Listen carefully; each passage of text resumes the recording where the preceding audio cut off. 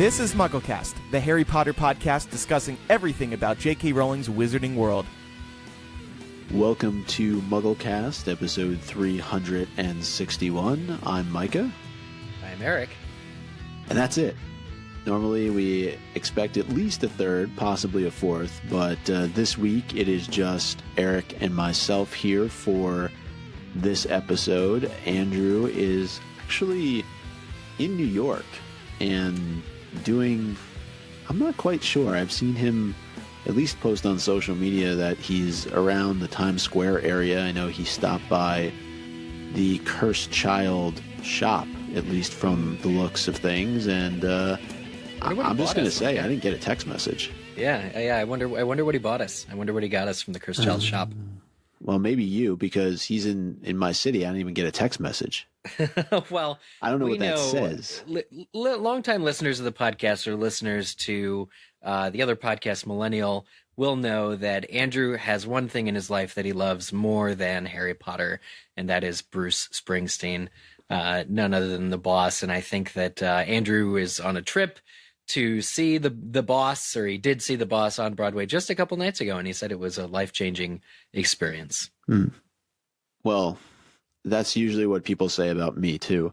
Yeah.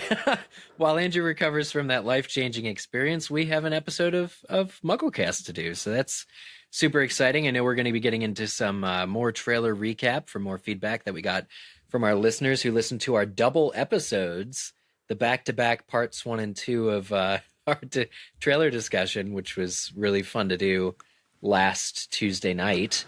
Always good when those trailers just show up out of nowhere, and I think we're going to answer the question. I know Andrew had this question last week when I said the name Yusuf Kama. Who is he?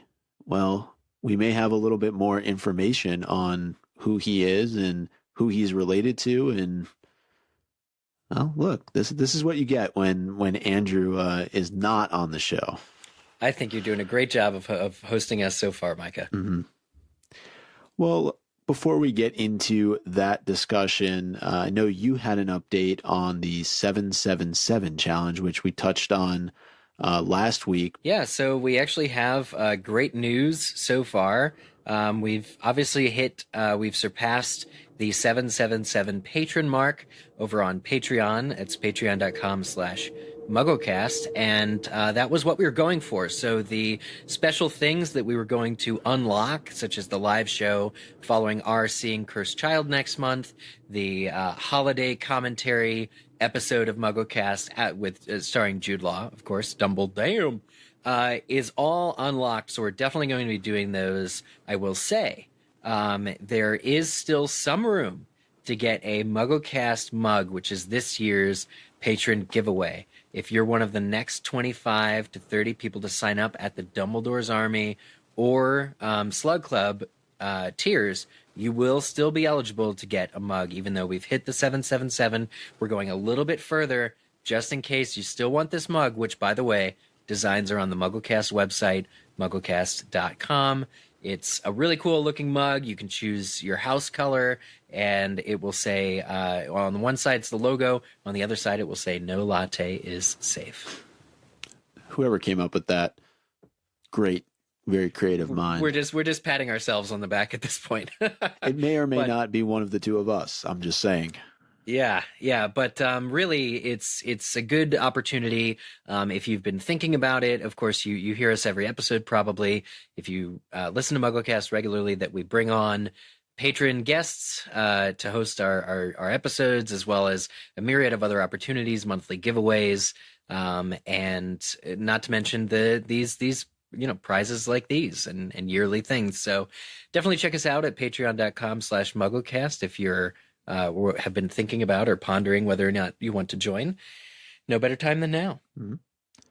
Yeah, and we can't say thank you enough to those who have been supportive of the show over the last couple of years. You're the reason why we're doing these weekly episodes, sometimes twice weekly if a trailer shows up. So thank you. Thank you. Yes, thank you to all of our existing patrons. And as soon as we reach probably the end of this month or within the next month, we'll get some. We'll have the order form out, and people will be able to choose which mugs they want. And the rest will be history. So, but a limited time offer. So if you're listening to this episode, 3 years in the future, we're sorry, the mugs are gone. But otherwise, everybody else, you still have a chance. All right, so let's get to a little bit of news here.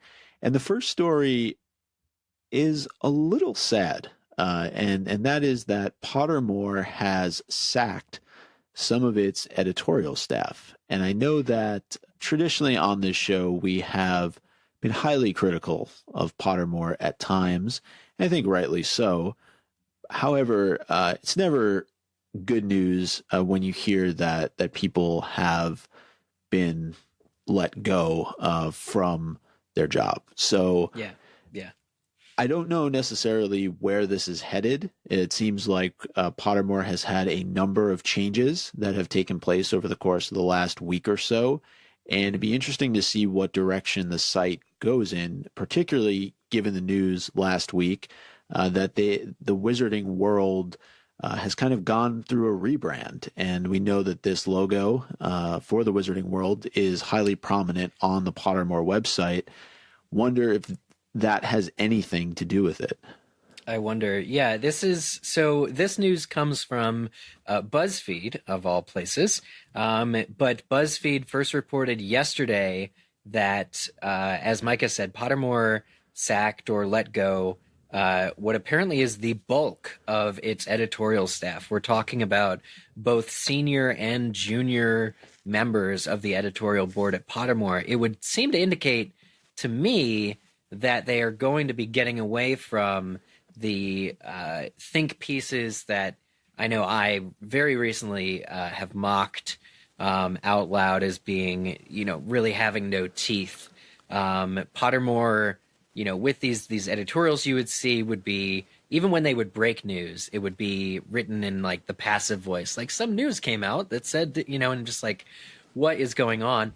Apparently, this BuzzFeed article is very interesting because somehow they've they have sort of two contexts. The first person said, told BuzzFeed that this shakeup had happened. BuzzFeed was able to get a statement from Pottermore saying that it was these changes were reflecting a business evolution or something to that effect. But they have a quote from a former Pottermore employee, I should say disgruntled former Pottermore employee, who echoes some of our former sentiments on this show.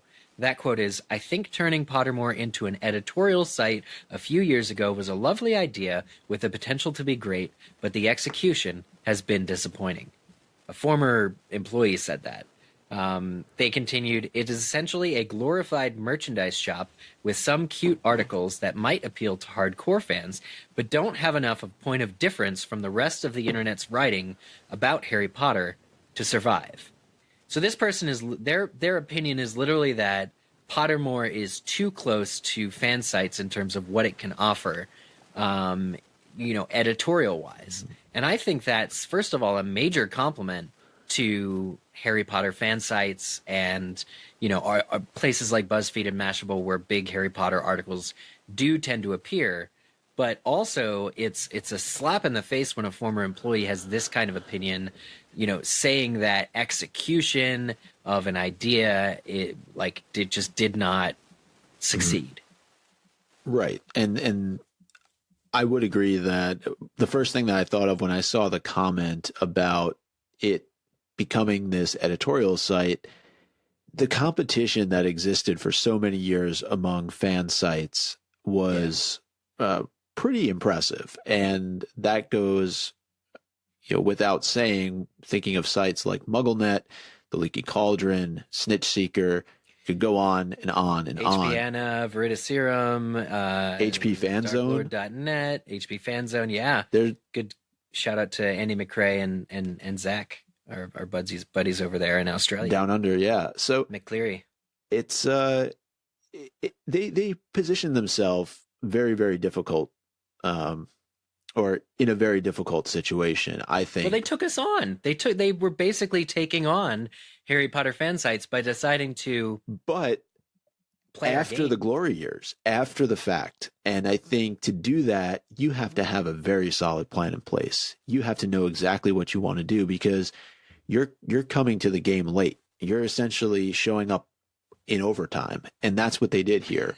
And I think that they put themselves in a very, very challenging situation to try to succeed that way, because and you were alluding to this earlier, but you can't expect to be successful when you're editorializing things that you're supposed to be the number one source for, right? You're supposed to be the authoritative voice. That's exactly You're it, supposed to know, because you are J.K. Rowling's site, in essence, you're supposed to know all the facts. You can't theorize about things. You can't hypothesize about things, because you shouldn't try. You're the true you're supposed to be the true and trusted source here. So you're the snorcack in the room that all of us have to bow down to in our bowl hats, in our helmets. I don't know why I said bowl hats.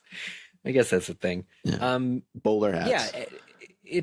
But here's the other thing, which is just so interesting, is because I find it fascinating that Pottermore took this route to begin with. We were all, I think, a little surprised based on what it was coming off of. The very Sony-imbued era of Flash animated, really lovely, go through the books, experience every moment it's possible, to go through as sort of like a reading companion, to turn into a glorified website which toyed with our emotions over Lavender Brown. It was so confusing for them to have gone that route, but actually this BuzzFeed article has also added another layer to things, which is that apparently this is where I was referring to the second source, or all BuzzFeed says is a source. And the source, according to BuzzFeed, said that the editorial writers had recently struggled with writing freely about the Harry Potter universe, especially when actor Johnny Depp was cast as evil wizard Grindelwald for the Fantastic Beasts films, a decision that was controversial among Harry Potter fans. Here's a quote. Reporting from inside a franchise that so values its secrecy has been limiting because there's so much Pottermore can't say that other outlets can. Follow-up quote, I'd say as an important side note, they've also suffered from a very sad waning in confidence from fans since the decision to cast Johnny Depp. So here's that quote, I think, in the context that I take it, which is Pottermore, because it's official, because it's J.K. Rowling's site, can't comment, is almost extremely limited in what they can say, because the only people that can say are people like J.K. Rowling and David Heyman and David Yates, who've released these statements in the past, the ones that this source is referred to as being so unsatisfying. Pottermore can't step in or overstep what J.K. Rowling has said by adding an article about Johnny Depp and the controversy. They also aren't allowed to do what MuggleNet or Hypable or anyone else can do and talk about how shitty it is or controversial that, this situation has arisen. So I get being like an editorial at Pottermore, and I fully expect to maybe see like an expose in 15, 20 years or time when the NDAs have all expired to be like, I was an editorialist during the Johnny Depp scandal at Pottermore. Like, I can't wait to see, or maybe in 80 years, I don't know, maybe 15 or 20 was wish fulfillment. But I really feel like, it's got to be just the toughest of positions that these guys were in before Pottermore let them go. Mm-hmm. And they can't be objective. They have to toe a certain line in the reporting that they do, and that for any reporter is a difficult situation to be in, right? You can't share your own thoughts, your own opinions, your own feelings, and the Johnny Depp casting was certainly a hot button issue. It continues to be. So it'll be interesting. That's the latest, right? I mean, there was the Native America stuff that came to us from Pottermore, and it's like Pottermore wasn't allowed to comment on it because they did it, but everyone else was. Mm-hmm. Okay, it will be interesting to see how this staffing change up impacts Pottermore moving forward. What type of site will it become? Will it really change at all? I think certainly time will tell. I did want to, before we move on, Mike, I wanted to read this statement from Pottermore itself, which was as follows. As a result of a reorganization at Pottermore, there have been a small number of job losses. These reflect the evolution of the business and are being handled as sensitively as possible. So I don't know necessarily what that means for the future. You're right. Like I would like to see it go back to the moments and the flashlight of like reliving the books. Like that's where the magic is, you know, having a site that's just so magical. You got to click on it, or with a main page that has the right music that you just want to leave it up while you're, you know, on your computer all day. Something like that is what I would like to see Pottermore go back to. What about you, Micah? I think it needs to continue to remain a version of what it is currently, and that is a news source.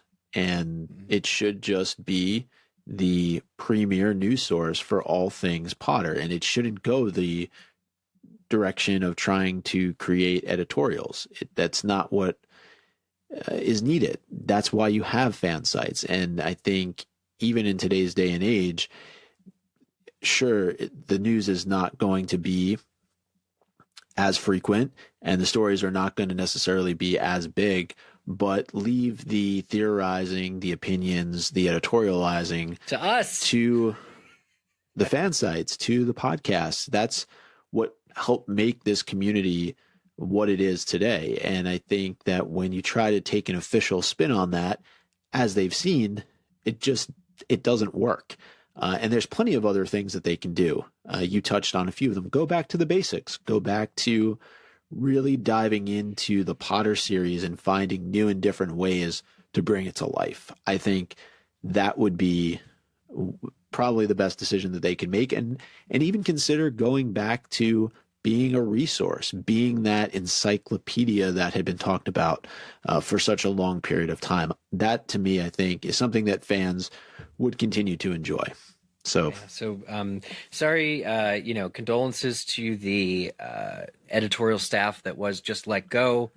The BuzzFeed article also mentions Chief Executive Susan Drevics stood down last year. Pottermore's creative director, Anna Rafferty, and the marketing director, Henriette Stewart, both left for the BBC within the last year, and the social media manager of Pottermore, Amelia Florence. So huge, major people have left Pottermore very recently. And I think that as Harry Potter fans, it may not be yet time to raise our wands to mourn, but we should absolutely be sending as many cheering charms and vials of Felix Felicis Pottermore's way. So a couple of other news items that we have here.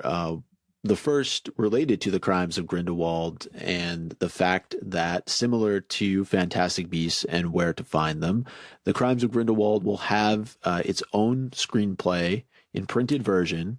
It'll be released on November 16th, so in conjunction with the film, and you'll have the opportunity to read the screenplay in the theater as you're watching the movie.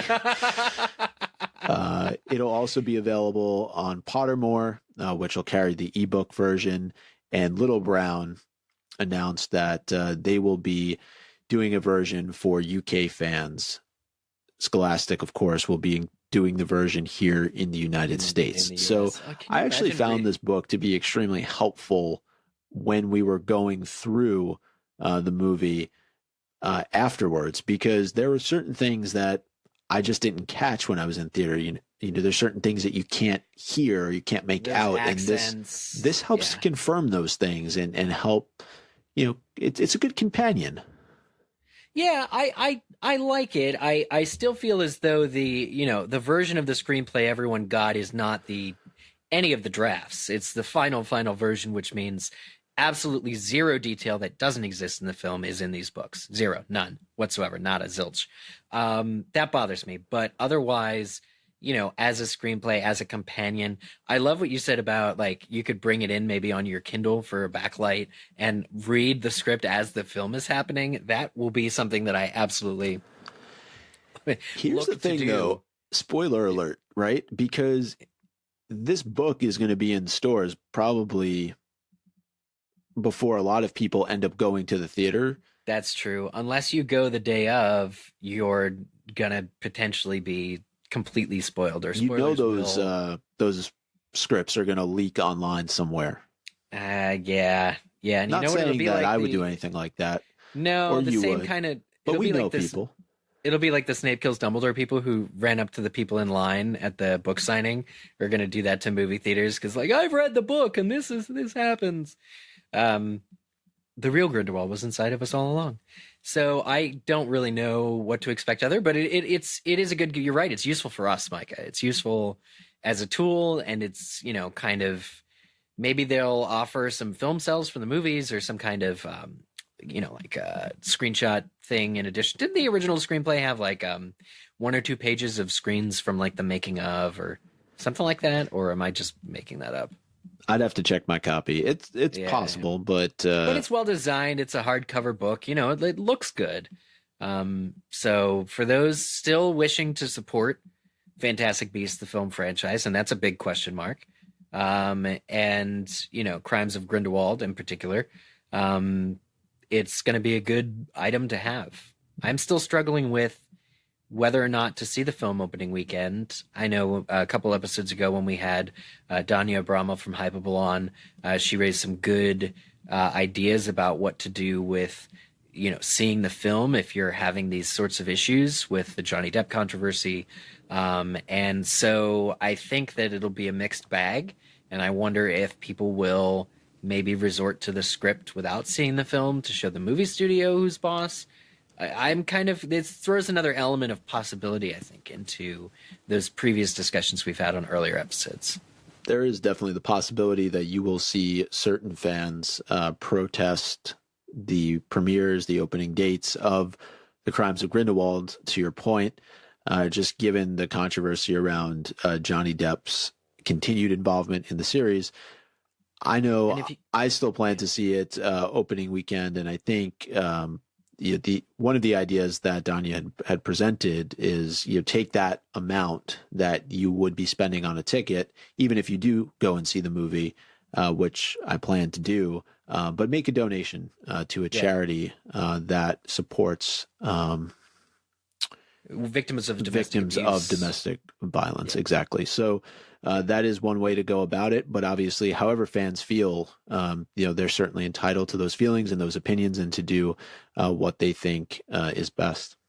But now that they'll be able to read the script, it'll be like seeing the movie. So that's kind of good, day of, for people that are still feeling that they're missing out on this story. I wonder when pre-orders are available for this book. You know what? I'm going to look on Amazon right now because I'd be very surprised if they weren't already. If it's Harry Potter. One other piece of news here while you check on that pre-order date is that Harry Potter, Hogwarts Mystery, the mystery has been revealed. That's right. The mystery behind the mystery. The mystery behind the mystery. We've been talking about this. You played this game at the celebration, didn't you? Yeah, so I got an opportunity when Andrew and I were down in Orlando back in January to do a little bit of a demo of this game.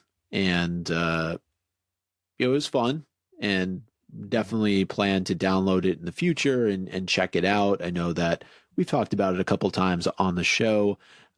Some of the characters that you're familiar with probably are Bill Weasley and Tonks. They will be in the game in the same year or just within that same sort of 7-year class as you are. But the professors, for the most part, should be recognizable to everybody. But the big question is, what's the storyline? What is it that you're going to be doing in this game throughout 7 years at Hogwarts? What is the mystery? And this week, according to you, Eric. Well, this is the first time seeing it, and I certainly know that we haven't mentioned it before on MuggleCast. So the mystery behind Hogwarts Mystery is that you're looking for your sibling, particularly your brother. So I believe that you can be a boy or a girl character. 7 years looking for your brother? Well, he's clearly in the kitchens. Otherwise, how did he survive? The blurb here on which I got from an article on MuggleNet, the reason that this came out now is there's actually a new video that they have. I checked, Micah, you're not in it. I'm very sorry. But it does have people from the celebration playing the game and reacting to the game. But it was part of this article I saw on MuggleNet, and the blurb here for the plot line. This is as much plot as I've ever seen about this game.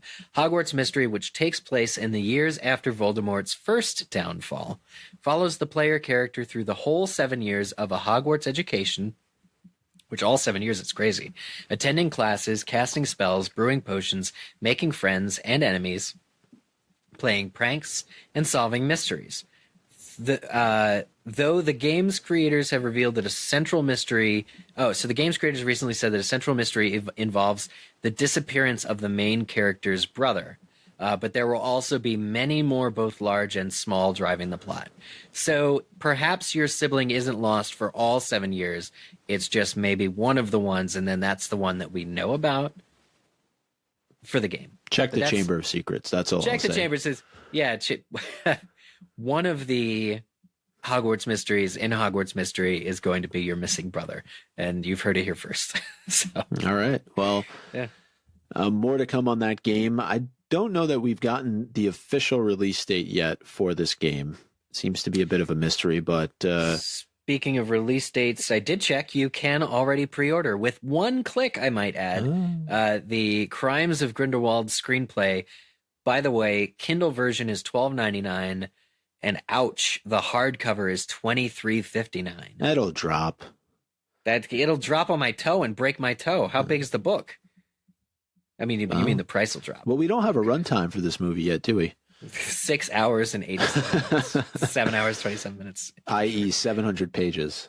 Yeah, 700 pages of page a minute. That makes about sense. So, all right. Our main discussion this week, Eric, you mentioned this at the top of the show. We're going to do a little bit of a trailer roundup. There was a lot of information that came out as a result of the Crimes of Grindelwald trailer that was released last week. We did 2 full episodes on it, but that wasn't enough.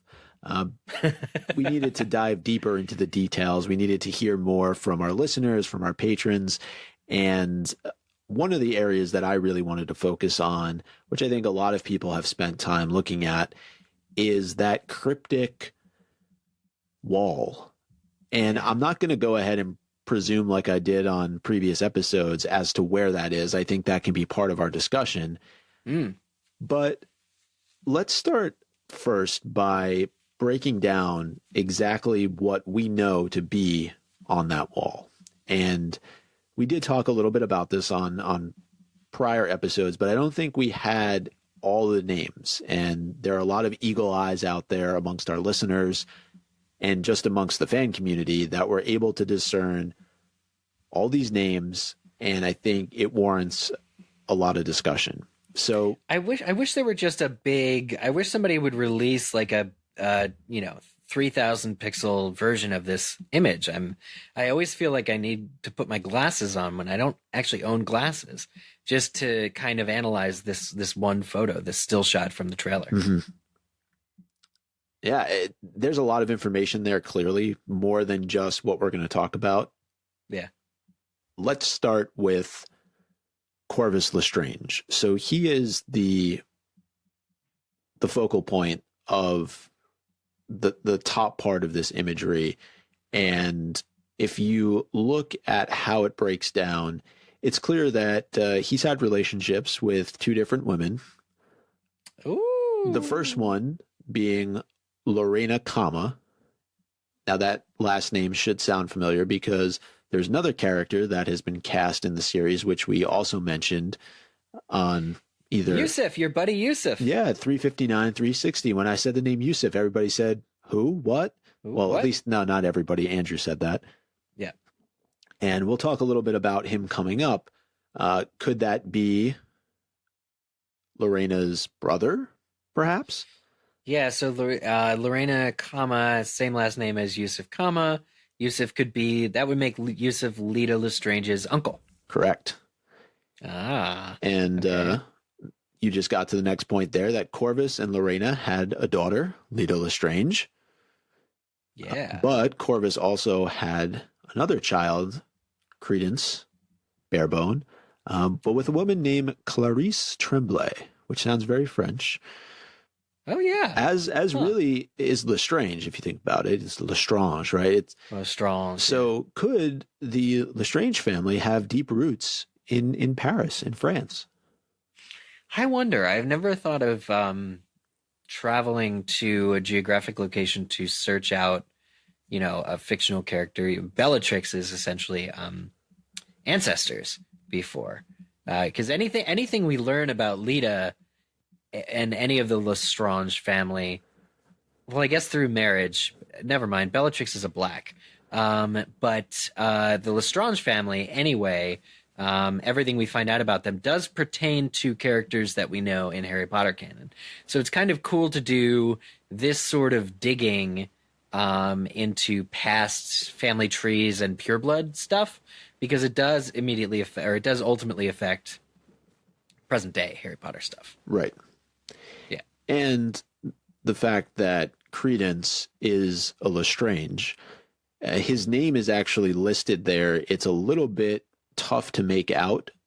And when I say his name, his Lestrange name is on the wall. Below it is Credence Barebone, but it almost looks like Corvus. So I wonder if he's Corvus Lestrange Jr. or something along those lines. Yeah, gosh, it would be crazy if Credence. I always thought that Credence was like a single hour-long conversation from Newt away from the good side forever. It would be interesting if, upon learning his history, that Credence embraces the dark even more, and especially with his close friendship with the Maledictus that we all suspect to be Nagini, who ends up... That's your favorite theory going into this series. It's my least favorite theory, yeah, going on at the moment. But if Credence really finds out that he's Corvus Lestrange Jr. or anything and decides to embrace it, that's huge, and it spells ultimate doom for anyone who goes up against an Obscurus. I mean, fortunately, I'm so glad Nicholas Flamel is in this movie, both to protect Jacob, whose skull is susceptible from damage, who somehow has managed to come on this wizarding adventure without a wand and the ability to protect himself, but also for Newt and our heroes. If Credence turns bad, they're all going to need some of the elixir of life, I think, just to make it out of here alive. That's a very fair point. So what do you think it is going to mean that Leta and Credence are half siblings? It's clearly going to be a focal point of this film and moving forward. And I think it's going to test loyalties. I wonder. Yeah, I definitely the loyalty that we've seen used as an example in Harry Potter is the blood loyalty. Although I will say that both Sirius and Regulus Black, as an example, like, they were in different houses, they were blood, they didn't get along their entire lives. It ends up that, Regulus did in the end do the right thing just like his brother, but they were presumably some of the only good members of the Black family that wouldn't have supported Voldemort or people like Grindelwald. So when you talk about what's it going to matter, in the loyalties with blood, we don't know exactly where Leta stands. I was never a fan of the theory that Leta is like dark or necessarily even in Slytherin. I thought it would be cool if both she and Newt were kind of outcasts at school. Maybe they were both in Hufflepuff. I mean, can you imagine a Lestrange in Hufflepuff? Come on. It's almost unprecedented. So I kind of like that idea that Leta wasn't evil, but if Credence is related to Leta and he is going to be questioning his loyalties and Leta is evil, I think he'd quicker jump on that route, kind of go where his sister is going. But then again, another voice in my head says Leta is married to Newt's brother. She can't be evil because, Newt's brother is in charge of catching Grindelwald, and there's this whole mess. So I really don't know what to believe. If Leta betrays Theseus and Credence joins her, then we're going to have a whole heck of a lot of bad guys to defeat in excess of Grindelwald, I think. We haven't really ruled out whether or not Theseus could still bite it in this movie. So I'm really, really worried now that these characters are all related. It's just going to give them an additional motivation to stick together that's stronger than your tie of, like, reasoning. Certainly. In the first film? Yeah, go on. Loyalties are tested. That's something that we hear in the plot come up in the plot description, exactly. And for Credence, think about the fact that he's always wanted to fit in and he's always wanted to feel normal.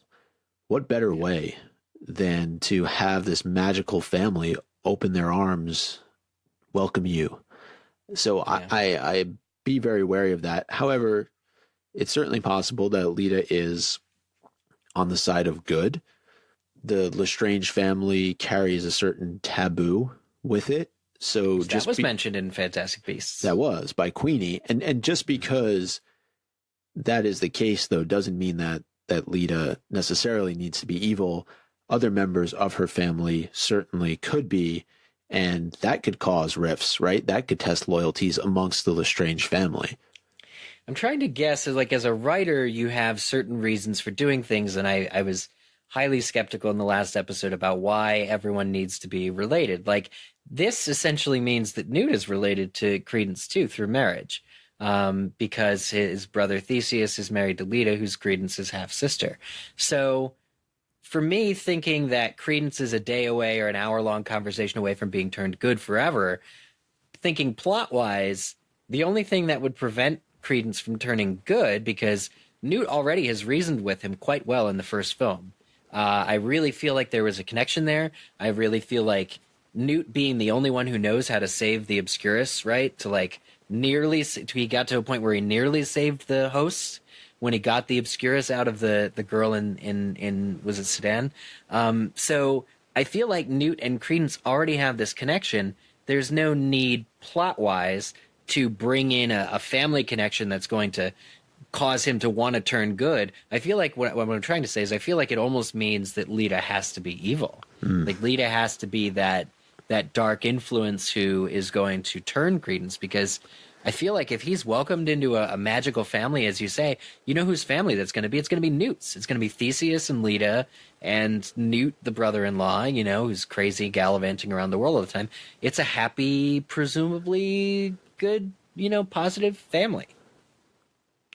So speaking of family, though. Yeah, go on. Let's talk about Yusuf here for a minute. Yeah. Said earlier, it's likely that he would be Leta's uncle, based on the relationship to Lorena Kama. Mm-hmm. That would also make him Credence's uncle. Hey. So there was a little bit of photoshopping done here by on Twitter at MuggleVHP and I got to give him credit. I have bought into this hook, line, and sinker so far. They do a split screen, a shot of Yusuf on the right-hand side at Circus Arcanus with the black top hat and the long trench coat. And then on the left side of the screen is the mystery man standing in front of the wall. And what is he wearing but a black top hat and a long trench coat? Could Yusuf be trying to figure out who his family is and learning all about Credence? And I don't know honestly what's going on here, but it's very possible that this could be one and the same person. I have to agree. I think the hat looks very similar, and I still really want to know where that is occurring, where the family tree is up on a wall. I mean, one of the prevailing theories I heard, I think I mentioned on the show last week from one of our patrons, was that he's in Grindewald's cell. And if Grindewald is tracking or trying to find Credence's family based on his search for Credence in the first film as Graves, I think that it makes sense he'd have this information in his cell. But what is Yusuf's position, in tracking this all down, and what's his motivation? What's his interest? And if he is, an uncle looking for either his whole family or his nephew, it seems like it would make sense that he's there looking at that family tree. Absolutely. And I think it just raises more questions. It doesn't really give us any answers. Yeah. This is crazy. Personally, I do like the idea of this being Grindelwald's cell. I know we threw out the idea, it's just in the sewer somewhere beneath the streets of London or Paris. but being inside of the place where Grindelwald has spent the better part of a few months since he's been locked up, I think that certainly that would be very, very interesting to have him having sketched out all of this information on the wall. Several people thought that was Dumbledore looking at the wall, and it very well could be. These trailers can be massively deceptive in terms of how they put different pieces of information together. But the more I do look at it, the more I do think that it does look like Yusuf Kama. I could see both sides. I do not know. I really don't. Okay. Let's do a little bit of fact checking here, going back to the last two episodes that we did, because a number of different topics came up that just wanted to clear up.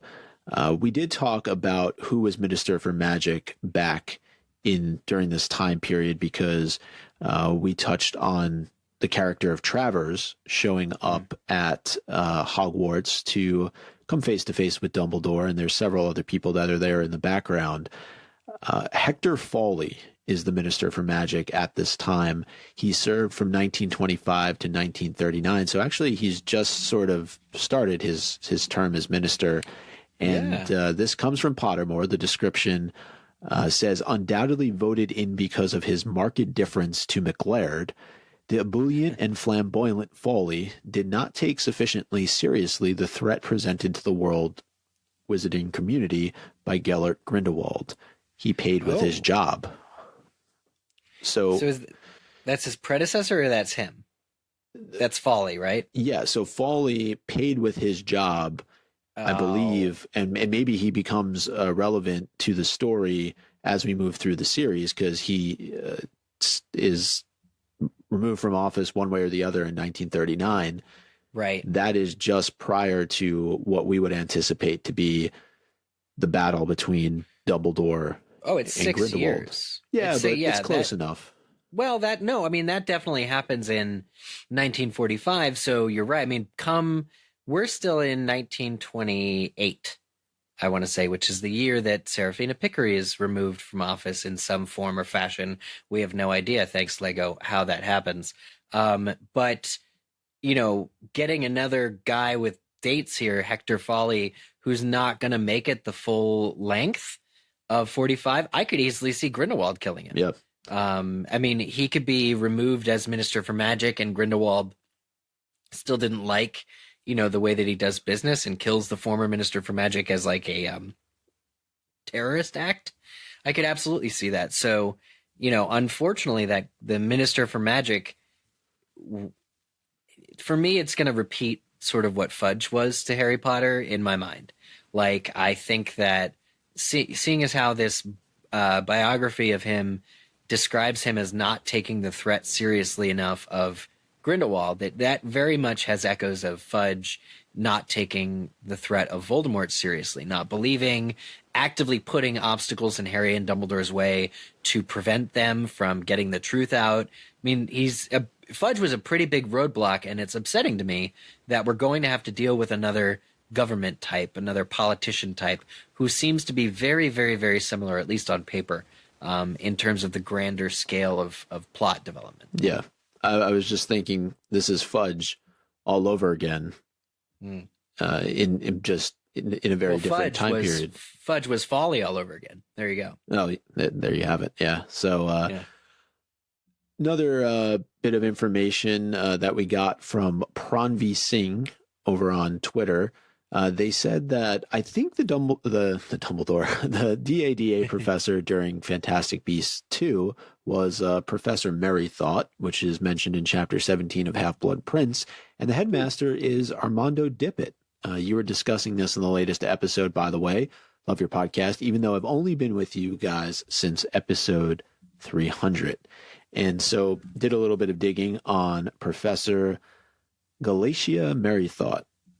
She was a witch and professor of defense against the dark arts from around 1895 through 1945. Whoa. Holding the position for nearly 50 years. She worked alongside Albus Dumbledore and Horace Slughorn, her former students, but eventually retired. So she would be the DADA professor at this time, and Dippet would be the headmaster. You know, I'm still not sold on Dippet.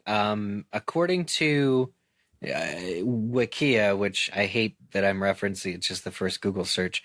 Professor Armando Dippet was born in 1637. He's over 360 years old at the time of his death, oddly enough, in 1992, which is the same year of Chamber of Secrets.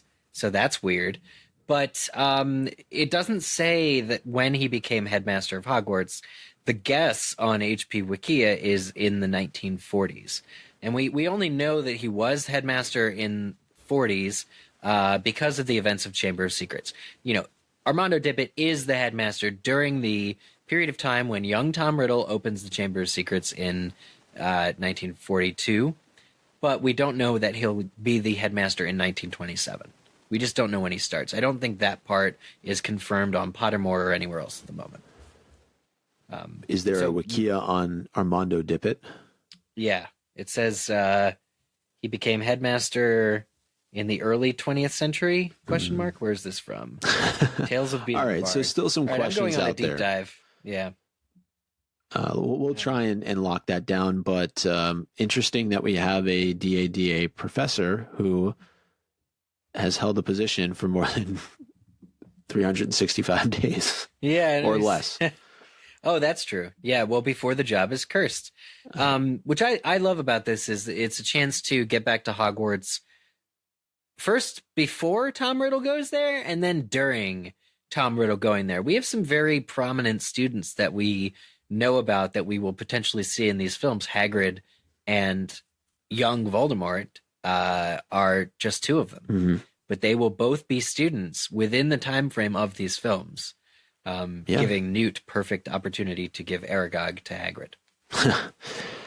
Certainly. Or Fawkes to Dumbledore. Right. And there are other characters I think we could probably throw in there as well. Slughorn was a teacher of Tom Riddle's as well. Yep. As others. So we could go on and on there. But I know you have a segment we've done versions of in the past, and this is before we get on to some responses that we got, some questions we got over on Patreon and on Twitter. Take us through what J.K. Rowling says, Eric. Well, do you want to, since it is related, do you want to go through Patreon first? Well, Twitter is too, so I mean, either way, we can. Oh, okay. Just do it to break it up a little bit, and then we can come back. Okay, yeah, we'll take a brief break from Crimes of Grindelwald speculation. J.K. Rowling just had an active week on Twitter where she said a bunch of stuff that wasn't just political stuff for once, which is nice.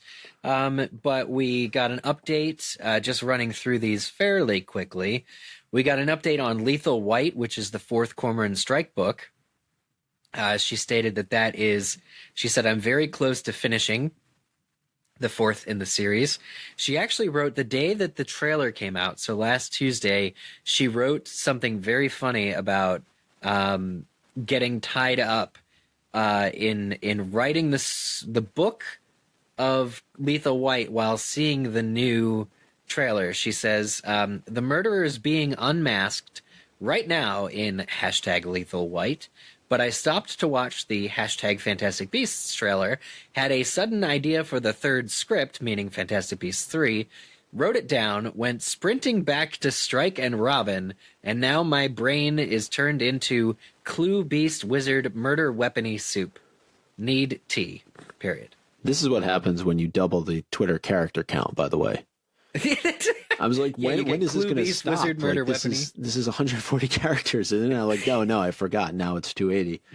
I love it. So this is the struggle that J.K. Rowling's facing, writing a book while having it on her to write the third script, coming up with ideas simultaneously, and dancing. I actually feel bad for Strike and Robin, right? Because the first two books at least were developed in a time when J.K. Rowling wasn't working on these other projects. That said, I've heard that the third book, which is the only one I haven't read that's out, is the best so far, and fans of the Cormoran Strike series really do think that it's picking up and they love, the characters and their relationship very, very well. So I am excited for Strike 4, but it's just so funny to see J.K. Rowling struggling with the script, and the idea that seeing the trailer that we are all talking about somehow gave her an idea for the next film. That almost doesn't make sense to me, because she wrote the screenplay for movie 2 and was there when it was made, and now is seeing something in movie 2 that she's like, oh, that's an interesting idea, I'll incorporate that in movie 3. So I have no idea. Maybe the trailer got something right, Micah. Maybe the Yusuf standing in the family tree room, deceptively, when it's not really him or is not really what he's looking at, gave her an idea to create a scene where it is. You never know. You never know. And then there was just this last, actually a couple more things, some heartwarmingness here for you. Somebody tweeted J.K. Rowling and said that they gave their copy of Sorcerer's Stone to their 85-year-old grandmother. Somebody named Rachel, our granny on Twitter. I bought my 85-year-old grandmother the Sorcerer's Stone for Christmas. Looks like it's time to buy book 2, ... Her grandmother, who's 85, by the way, sent a text message, pretty good grammar, including double spacing after all punctuation. Can you imagine that? They say, and the grandmother wrote, "Hi, Rachel, I just finished reading Harry Potter. As sick as I was, I couldn't put the book down. I enjoyed it from beginning to end. On to another book. Hope you are well." Mm-hmm. I mean, how sweet is that? J.K. Rowling, of course, sees this and replies with a heart on Twitter. It's just a single heart emoji. People of all ages still getting into the Potter series. And, speaking of grandmothers, I'm sure you've seen this story, Eric, because you live out in Chicago, but Sister Jean from Loyola Chicago, in the NCAA tournament, the men's team just is continuing their upset bid. They've gone, as they say, from sweet to elite. They've beaten Nevada tonight, and they've advanced to the Elite Eight. But this school has a chaplain named Sister Jean, and she's 98 years old, and she's rocking the Gryffindor scarf. And we actually tweeted this out last week or earlier this week.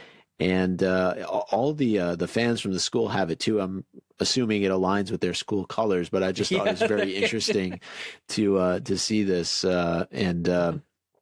We mentioned that we like her look, so congrats to them on advancing to the Elite Eight. Just one game away from the Final Four for them, and that'll probably be set by the time we release this episode. But I just thought, as you were mentioning this person's grandmother, that we should touch on that as well. Well, Andrew and I will go out to whenever the final, if Loyola makes it, we'll be able to go somewhere in Chicago and watch that on a big screen somewhere. So keep us posted on the sports. I will. For sure. Because otherwise, Lord knows, we will not know that has happened. But keeping in line with the heartwarmingness, I mentioned Jo was very active on Twitter. She was responding to a lot of the love and affection that people regularly give her. Somebody named Sally Burns tweeted, "Dragging myself through another bout of severe depression and reading the Harry Potter series to strengthen my Patronus. A million thanks to @JK Rowling for the magical escape that's always there when it's needed." Heart emoji. And J.K. Rowling quoted the tweet and replied, "Those stories saved their author, too. Nothing makes me happier than to think that they went out into the world to do the same for other people. Keep that Patronus powerful." 3-star emoji. So just a really heartwarming kind of reply, but we've known through reports and interviews that J.K. Rowling herself struggled as a single mother with depression and poverty while writing Harry Potter, and just the idea that J.K. Rowling would acknowledge, not only that, but that that she's relieved that it's helped others in the same way is really remarkable. So just a very human interaction from J.K. Rowling to a fan. Yeah, absolutely. And it's an escape at the end of the day. It allows us to get away, to go somewhere else, and to, expand our mind a little bit and get away from whatever may be troubling us. So I think it did that for a lot of us as we read the series. We all enjoy it for different reasons, but certainly a very nice tweet there from J.K. Rowling. Do you know the Christopher Guest movie, This Is Spinal Tap? No. Oh, really? I know Spinal Tap. I don't know the movie, though. Oh, okay. Well, Spinal Tap, I mean, I'm actually, to be honest, I'm uncertain which came first because I know that the actors, Michael McKean and others, have performed as Spinal Tap.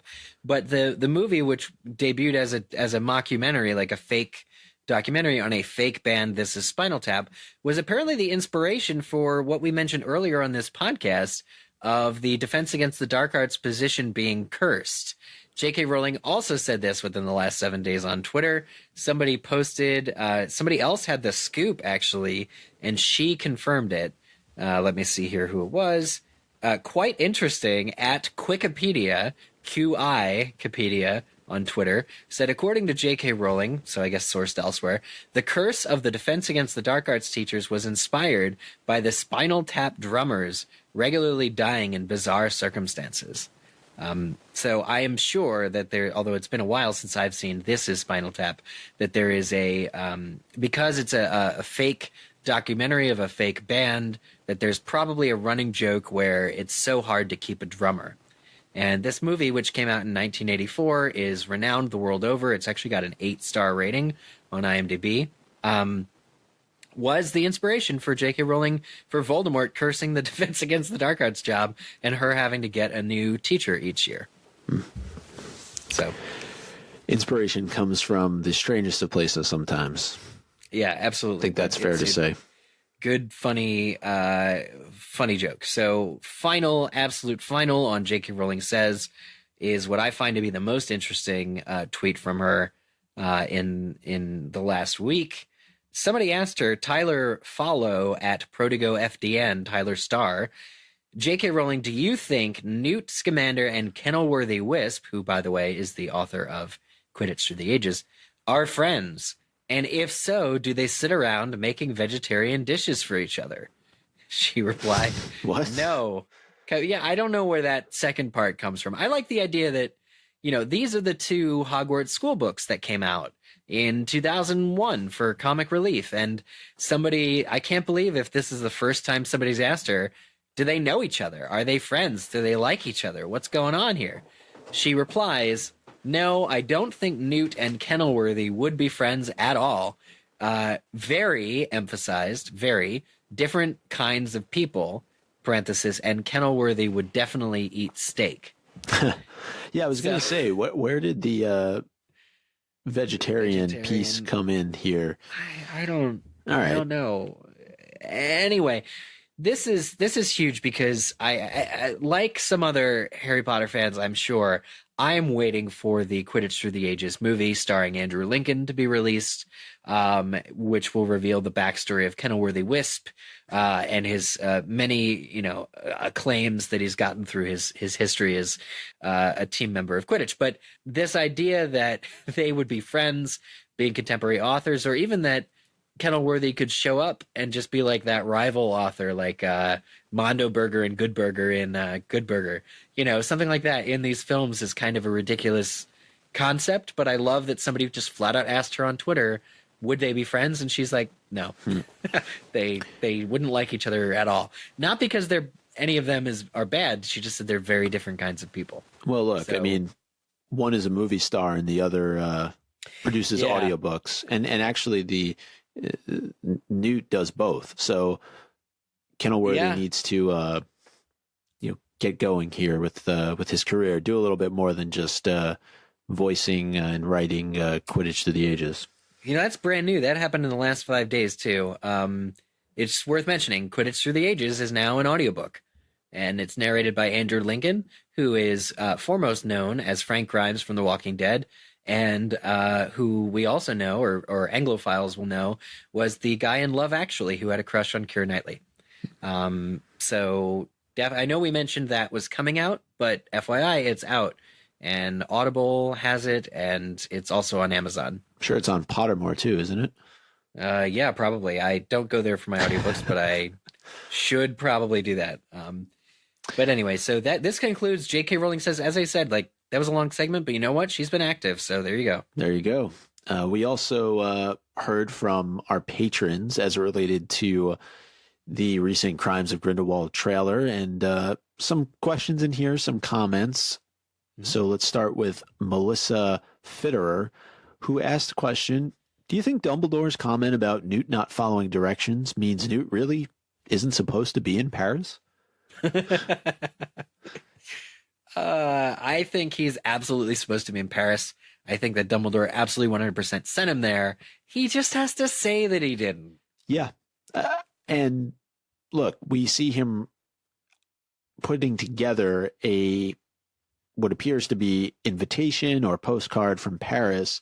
Not sure if he was the one who initiated tearing it apart, right? But clearly that is also tied to him going to Paris. Now, one question that I had, and it may relate here to something that Heidi said over on Patreon, do you think the dance Leta is at is her wedding or engagement party in Paris? Could that invite, that postcard, could it be to Theseus and Leta's wedding or engagement party? And Newt just tore it up in a fit of fury? A fit of rage? Because maybe. I don't know. What we know of Theseus Scamander comes from an Lego. Apocrypha of early drafts and other like making of books. But Theseus Scamander was the man who was supposed to be catching Grindelwald. It just turned out that Newt bumps into him in New York and captures him, happens to have the right combination of swooping evil and Expelliarmus. But Theseus was the one appointed by the Ministry of Magic as an Auror to go and get Grindelwald. It was a very prestigious goal, very prestigious task. You know, I don't know. I think wedding is kind of too soon. If it's only been a couple months since Grindelwald was apprehended, and you know, it's kind of too soon for celebration in a way. Like the man who's supposed to have caught him, it's like, oh, okay, my job is done. I can go get married now. I don't know. It seems quick to me. Yeah, it just throwing that theory out there. It's a good theory. Speaking of Grindelwald, though, Andy Iskander said the scene where Grindelwald is standing before an audience, I initially thought it looked sort of like a trial of peers. Maybe this is where the crimes of Grindelwald are put forth before the public. I know you guys talked about how it could be him speaking to his followers, so I'm curious as to which is it.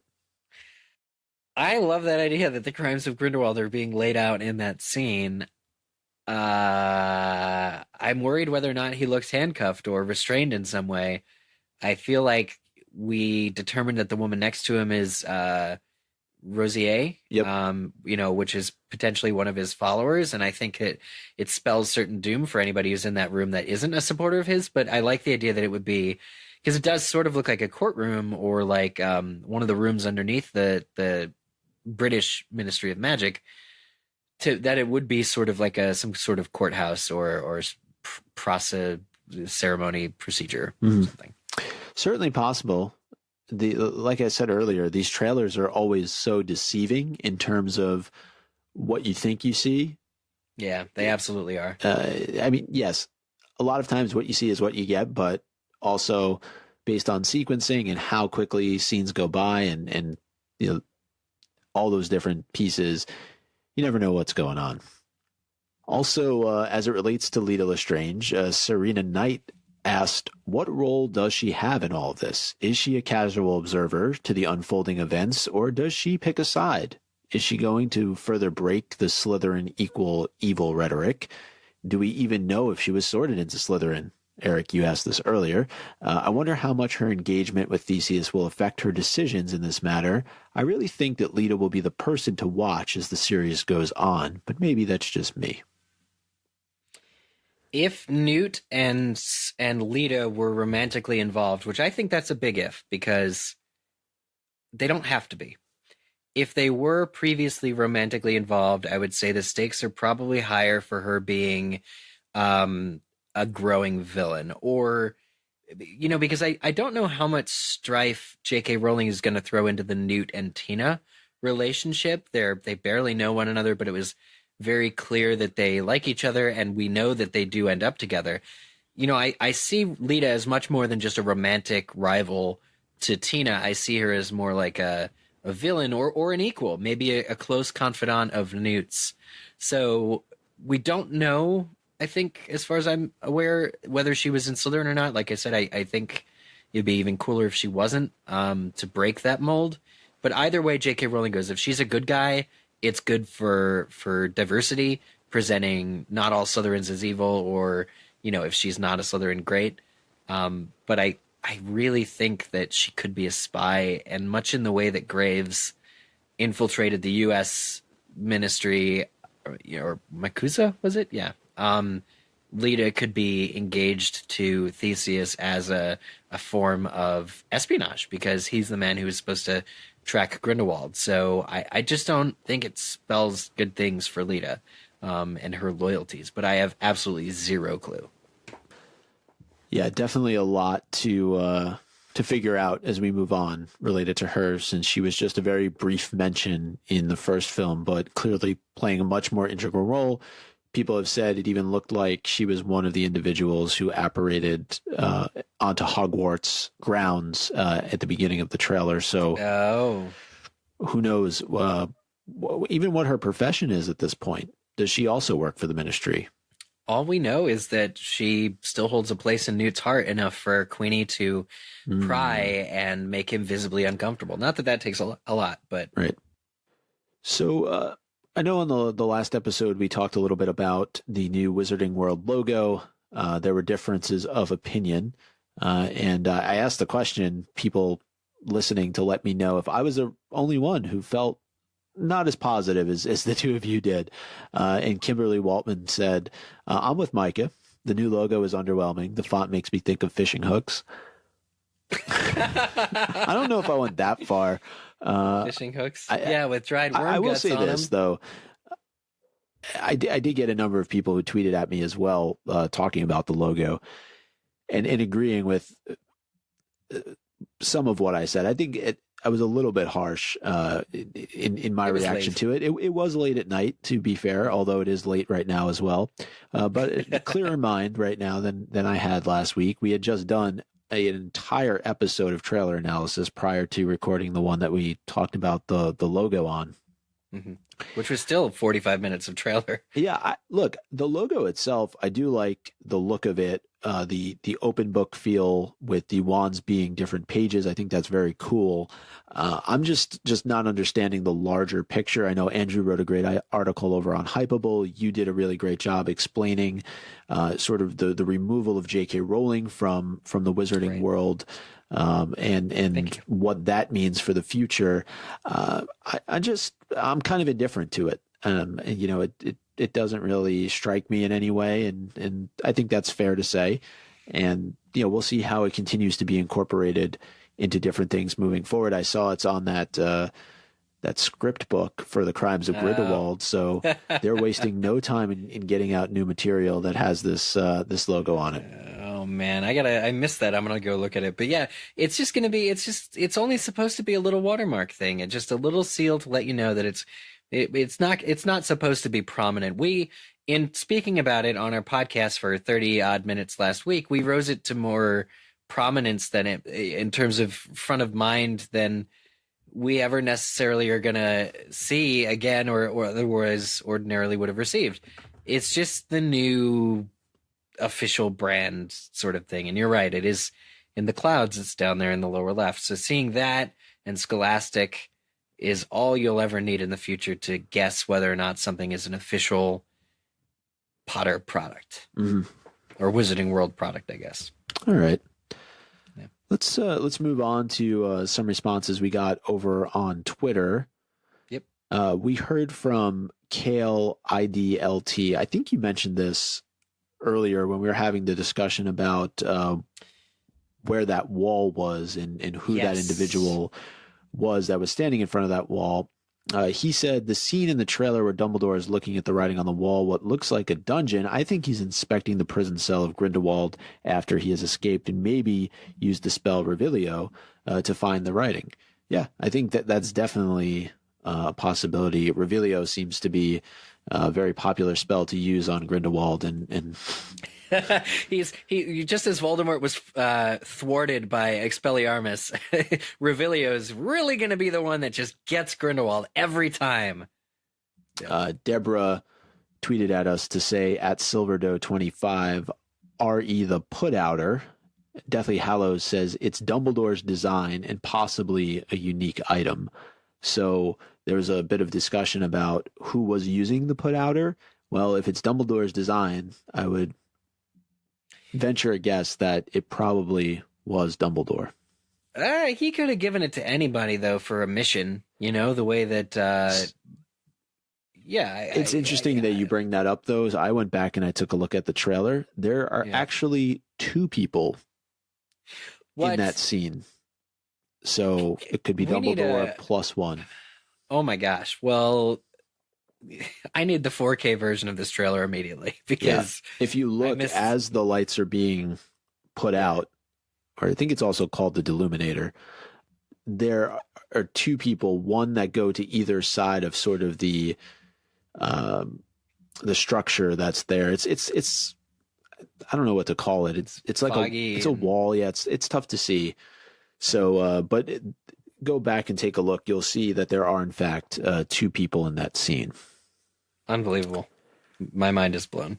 Anders Drew, the classroom we were discussing as being the DADA classroom could have been the Transfiguration classroom back then. Maybe it became the DADA classroom after Dumbledore left to be headmaster. Snape kept his office in the dungeon when he taught Defense Against the Dark Arts. Things change over time. That's true, Anders Drew. However, Pottermore, that veritable source of true information, identified the classroom as the Defense Against the Dark Arts classroom. True.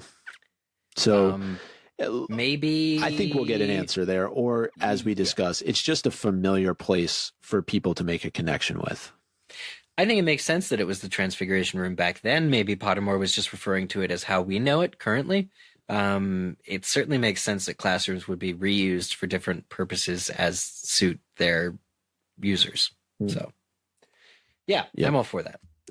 But do love all the fact checking that's going on. I know we did a bit earlier. Yeah, this is good stuff. The last tweet comes from Richard Cody Nichols, who said, in your latest episode on the Fantastic Beasts 2 trailer, when discussing the people apparating, you mentioned that maybe Dumbledore was the one who put the anti-apparition spell on Hogwarts. I wanted to let you know that those enchantments have always been there. J.K. Rowling confirmed that the enchantments have always been there on her Pottermore entry for the Hogwarts Express, and the history behind it. It's mentioned when it was going into the history of how kids used to get to the school before the train was introduced. However, we have seen in the series that the charm can be adjusted. It could probably be the headmaster adjusting the already placed enchantment.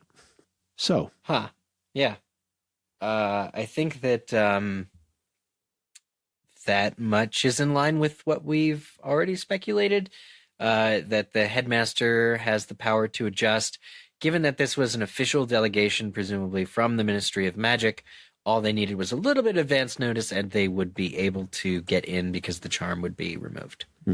But this is super good, like you say, fact-checking, great research by Richard's part for finding that excerpt in the Hogwarts Express backstory. Yeah, I thought that was a lot of good information that we can learn from a bit. So prior to the Hogwarts Express, kids got to Hogwarts, it sounds like, by apparating there. So that doesn't really work for 11-year-olds, though. All right. Well, I don't know.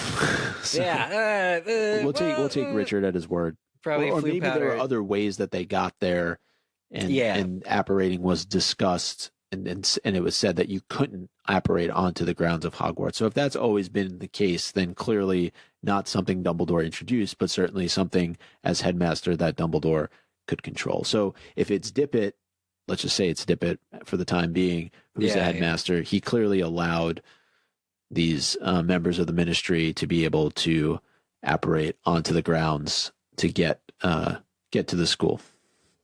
I followed the trail of breadcrumbs, by the way, and the Dippet thing, I think the answer lies somewhere within Tales of Beetle the Bard. I have no way of knowing why that would be in there, but the wiki source was for the Tales of Beetle the Bard. So if anyone wants to see if Dippet shows up in Tales of Beetle the Bard, let us know.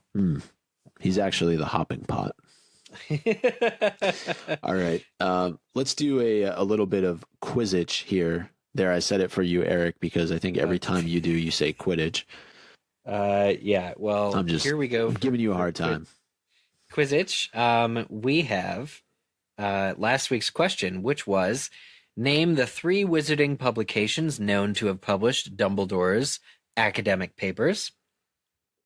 And we heard from Hedel Babla on Twitter, who 2 days ago said, hey guys, just heard the podcast, loved it. The answer to Quidditch question is the Practical Potioneer, Achievements in Charming and Transfiguration Today. And believe it or not, Hedel Babla was the only person who submitted an answer that I can find that is correct. So congratulations to being this week's only Quidditch winner.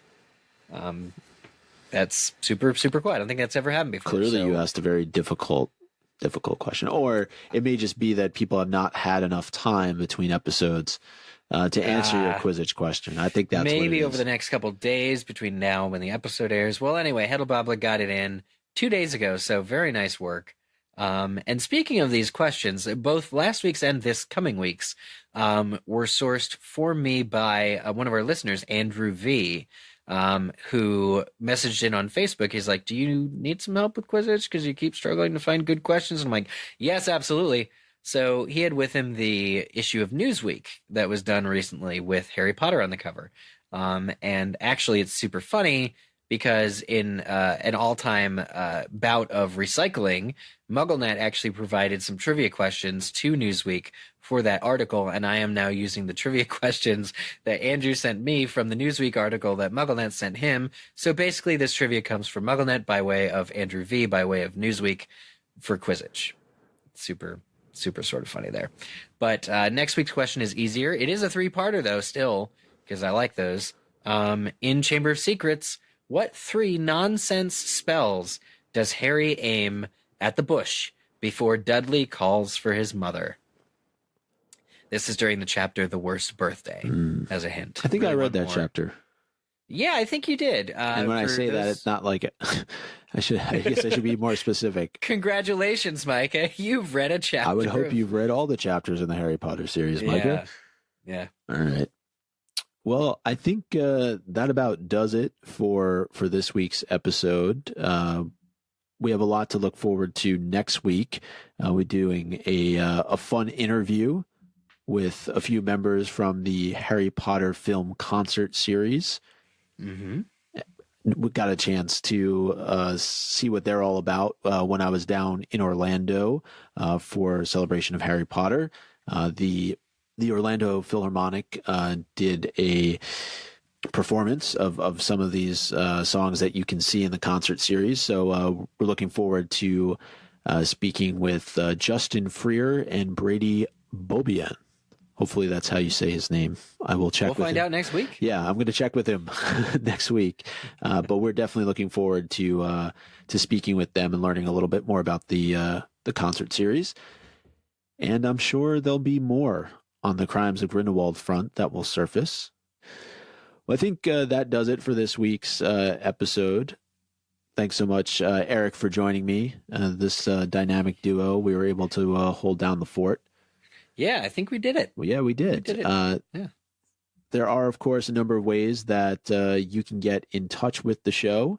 You can send us a tweet over on twitter.com/MuggleCast. Check out our Facebook page, facebook.com/MuggleCast. You can email us, mugglecast@gmail.com, or leave us a voicemail or text message We did have a few of those that are sitting over in the inbox, so we will get to them in the coming episodes. Just dial 920-3-MUGGLE. That's 920-368-4453. And if you're in the mood to send us some snail mail or anything else for that matter, you can hit us up at the P.O. Box at 4044 North Lincoln Avenue, P.O. Box number 144, Chicago, Illinois, 60618. And, of course, our website, MuggleCast.com, has all the latest and greatest information. And one thing we wanted to mention before the show wraps up, we are working to restore a number of our old episodes.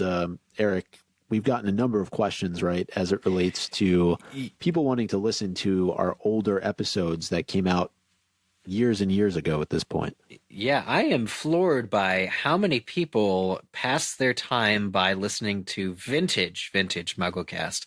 And they've really come out of the woodwork since our player links stopped working on the website. This is due to a server change. We are working to restore it. Basically, we are having to manually go and upload each episode of MuggleCast again based on backups that we have to a new server. So it's very time consuming.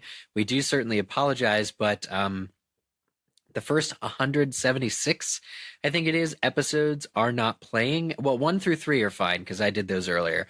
But later episodes between 4 and 176, I think it is, won't play on the MuggleCast website. Somebody pointed out our RSS feed only starts at like 212. That's always going to be that case. We can't restore new episodes on old RSSs, but the MuggleCast website will always be your most reliable source of playing MuggleCast episodes, and you can also download through there. So just keep posted on the MuggleCast website on the episodes page. Click around and see what works and see what doesn't. But we are aware of the issue, and it's just going to take some time for us to manually correct. Mm-hmm. Yeah, so that'll be resolved in the not too distant future. But for the time being, just re-listen to the last couple of episodes over and over and over again. Yeah, we've done some good ones. Yeah. Or check out the Wall of Fame. For those that start after 176, you should be safe. Oh, yeah. Yeah. And then just one more quick plug for patreon.com/MuggleCast. As stated at the top of the episode, we can't thank you enough for your continued support of the show. It means a lot, and it keeps us going week to week. I want to thank Slug Club members Jonathan L. and Gretchen R., who were the winners of the February patron giveaway. Their items have shipped. They won the Mina Lima graphic art postcards that Andrew picked up from the House of Mina Lima recently, and those items have shipped. And the March giveaway is actually going to be 2 audiobooks of Quidditch Through the Ages. So if you are a Slug Club member on Patreon, that's just one of the things you can look forward to. Awesome. So I think that'll about do it. We'll see everyone next time for episode 362. Goodbye. Au revoir.